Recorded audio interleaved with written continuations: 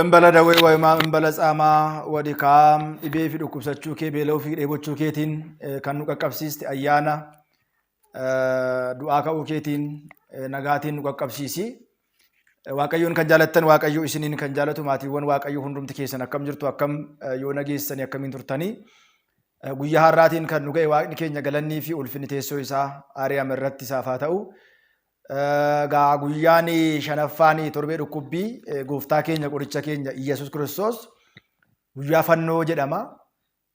Wixataa kaasnee ta'eewwan argaa turree fi sababoota dhiyaachaa turan dhumni isaa maal ta'eedha?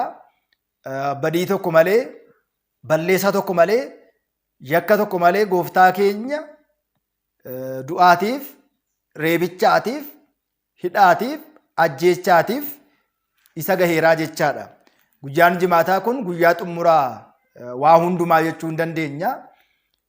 Innis dubbateera jechoota jaalalaa torban guyyaa itti raawwatedha. Xumurameeraa jedha. Shirri hojjetamaa ture sun, dabdi yaadamaa ture sun hunduu xumuramee guyyaa itti xumurri isaa argamedha waan ta'eedhaaf. Lammaffaa Qorontos ergaa qulqullicha Phaawulos gara warra uummata Qorontos boqonnaa 5:14 gubbaa irratti maal jedha? Hunduu tokko namoota hundumaatiif du'ee jedha. Tokkicha dhibbaaf du'e yookiin immoo hundaaf du'e jechuu hin dandeenya. Lammaffaa Qorontos boqonnaa 5:14 gubbaa irratti hundaaf tokkichi du'ee jedha. Tokko hundaatiif du'ee jedha. Egaa akkuma beekamu namoonni Yerusaalem ayyaana Faasikaa warra Ayihudootaa kabajuudhaaf yommuu isaan qophaa'aa jiranitti turanidha. Ayyaana Faasikaa Israa'eloonni waggaa 430 Gibxiitii garbummaa itti ba'an ilaalchisanii kabajuudhaaf yookiin immoo kan isaan kabajanidha ayyaanni Faasikaa. Guyyaa gammachuu kana sababeeffachuudhaan waggaa keessatti filannoo ummataatiin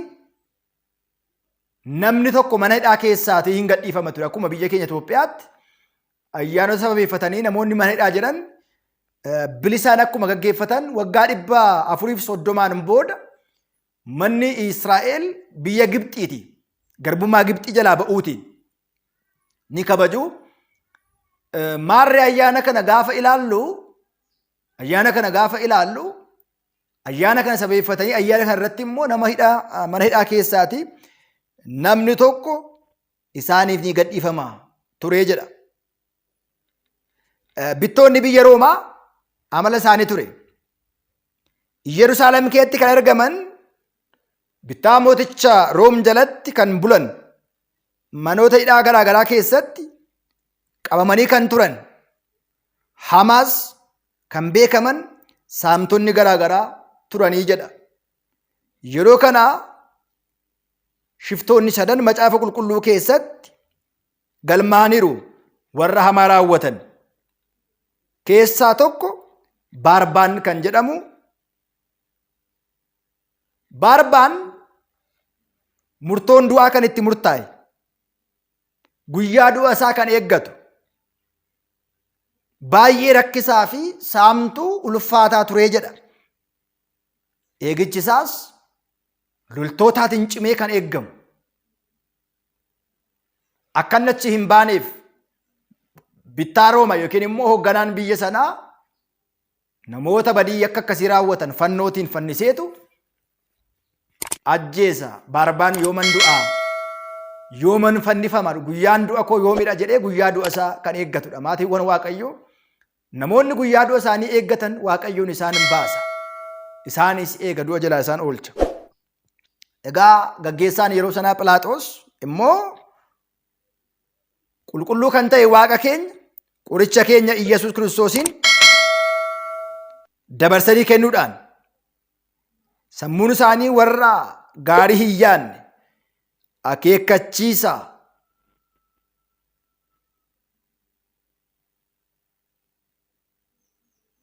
kennameefitiin guyyaa sana filannoodhaaf dhiyaate. Barbaanii fi Yesuus guyyaatti dhiyaatedha.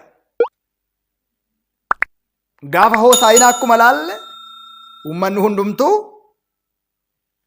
Yesuusin Hoosaa'inaa በአርያም በእግዚአብሔር ስም የሚመጣ የተባረከ ነው maqaa Waaqayyootiin kan dhufe inni kan eebbifamedha jedhanii faarfachaa kan turan laphee uummataa keessa gorsa hin taane galchanii yaada hin taane kaa'anii Yesuus akka fannifamu Barbaan shifticha akka hiikamuuf shiftaa fi uumaa biyya lafaaf samii kanaa waliin dorgomsiisanii laphee uummatichaa keessa yaada hin taane sababa hin taane kaa'anii waan turaniidhaaf mariin isaanii galma akka ga'uudhaaf Barbaanii fi Yesuus wal faana dhiyaate. Barbaan haa hiikamu, Yesuus garuu haa fannifamu jechuudhaan sagalee isaanii ol kaasanii iyyanii jedha. Gooftaan keenya qorichi keenya Yesuus Kiristoos fannoo irratti fannifamee akka inni du'u, fannoon kun saamtonni akka seera warra Ayihudootaatti warra Roomonotaa kan isaan ittiin adabaa turan bakka sana bu'ee Barbaan hiikamee saamtuun hiikamee Yesuus akka fannifamu ta'eera. Nama fannisuun fannisanii ajjeesuun kan eegalame biyya Faaresitti yookiin immoo Roomittidha. Faares Iraan yommuu ammaa kana Faares amma Iraan jedhamteetu beekamti. Namoonni Faares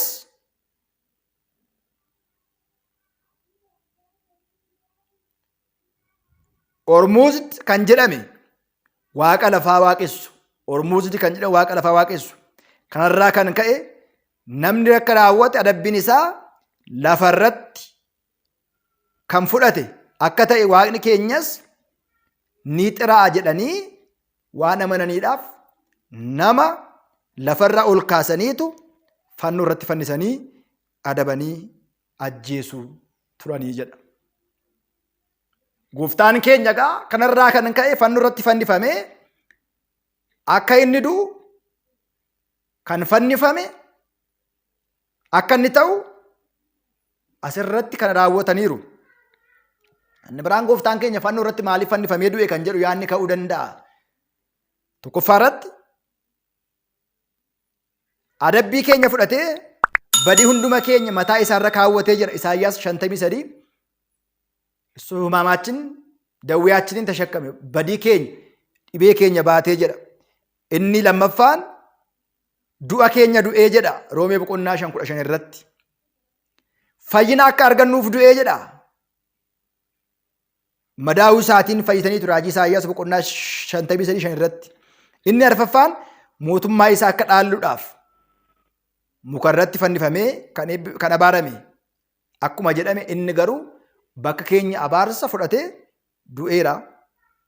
Inni shanaffaan warra du'an akka kaasuudhaaf. Inni ja'affaan gorsa daabiloosiin diiguudhaaf. Kanarraa maal barannaa? Tokko hundumaatiif du'uun isaa maal arganne? Jireenya maalii arganne kan jennu tokkoffaan jireenya arganneerraa. Inni lammaffaan nageenya arganneerraa. Inni sadaffaan nama haaraa ta'aneerraa. Inni arfaffaan ofiisaa faana nu araarseera. Egaa akkuma beekamu gooftaan keenya qorichi keenya Yesuus Kiristoos hundumaatiif du'uun isaa fayyisuun isaa kanarraatii kan ka'ee fi sababa kanaatiif ta'uunsaa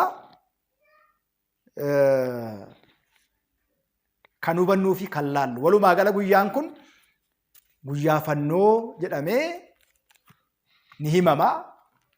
Guyyaadhuma kana kallattiidhaan gallee maaltu ta'ee maaltu raawwatee ta'eewwan akkam akkamii ta'ee kan jedhu kallattiin gallee waliitiin kan barannu ni ta'a. Walumaa gala guyyaa fannoo guyyaa mariin hundumaa itti xumurame guyyaa jimaataa guyyaa oolmaan guddaan itti hojjetame fannoo irra oolee addunyaa hundumaaf guyyaa inni itti fannisee fi jedhameetu siqilate yookiin immoo guyyaa fannoo yookiin immoo fannifamuu gooftaa keenyaan wal qabateetu himama. Guyyaan kuni qidaameen itti aantu maalidha isa jedhus immoo walumaan laallaa. dhibee fi dhukkubsachuu keetiin dheebuu fi beeluu keetiin kan nu qaqqabsiise ayyaana du'aa ka'uu keetiin nagaan nu qaqqabsiisu Waaqayyo hunda keenya duukaa haa ta'u.